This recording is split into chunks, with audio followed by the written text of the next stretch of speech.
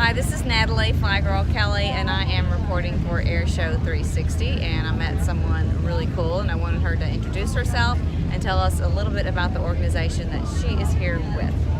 Thanks, Natalie. I'm Nancy Zajac. I'm the president of the Rosie the River Association here at Willow Run Airport. We actually represent all the Rosies that are part of Michigan, primarily those in southeastern Michigan. And the organization was started in 1998 by a woman named Fran Carter, who was a Rosie who worked in a factory in Alabama. She still lives there today, and she and her husband thought, you know, it'd be really nice to get these ladies together and help them to get recognized for the service that they provided during World War II. Now, not all Rosies made airplanes. Some made Jeeps, some made various things for the military. Others took a man's job because the men were overseas and they needed to have people who do that. So they could be gas station attendants.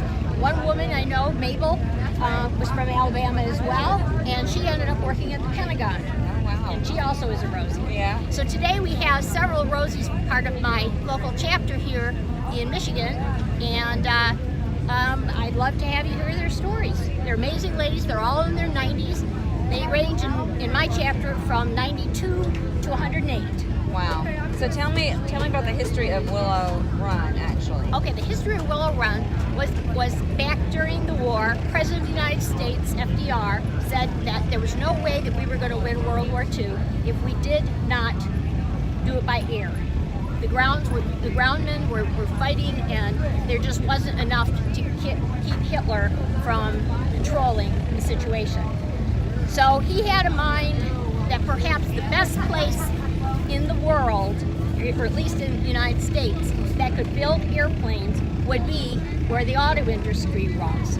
So he suggested that the automakers get together, and Henry Ford got together with his chief designer and a few others in Detroit, and they came up with the concept of making the B-24 Liberator bomber here at Willow Run.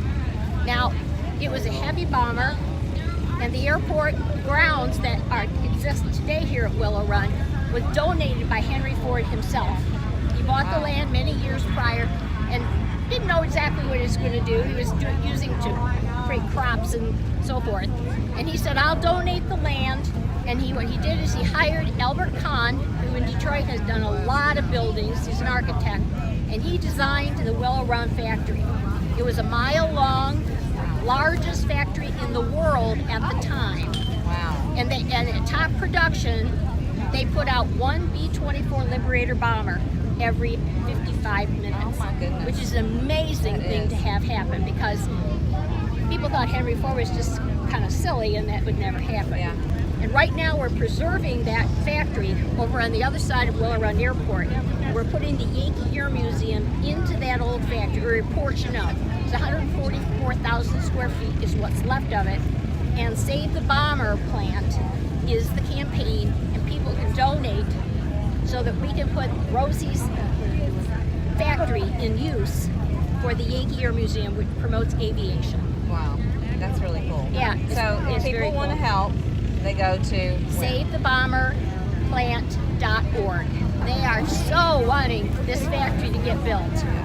The campaign's been going on for a few years. We were able to buy a portion of the factory from the GM Trust. And General Motors didn't know what they were going to do with this factory after they made transmissions there after the war. So it sat vacant. And finally, the Yankee Air Museum was able to have a contract to work things out to obtain that for a fee. Yeah. Wow. So the women that are here, were they located in Willow Run, or? Some are located at Willow Run. Yeah. Others have worked other places in Detroit. So anything in Detroit where they ever had a shop, where they had even as large as a factory like the Packard plant, or in Dearborn, there was also the Rouge plant that made Fords. They closed all auto production down from 1941 to 1945. And everything that was made in this area was made for the war effort. So whether it was Jeeps or tanks, they made everything available for the war in Detroit. It was called the Arsenal of Democracy, which you can look up, and there's a full range of stories. Fascinating history. Yeah. I love it. Well, thank you, Nancy. It was really Sure. nice to meet you. I look forward Nice to to meet you, meeting too. some of these original Rosie the Riveters. Yes. And this is just a really cool project you've got going on. I hope that it's a success and you get in that hang. Well, It'll be great. Yeah, thanks so much. This is Natalie flyGIRL Kelley for Air Show 360.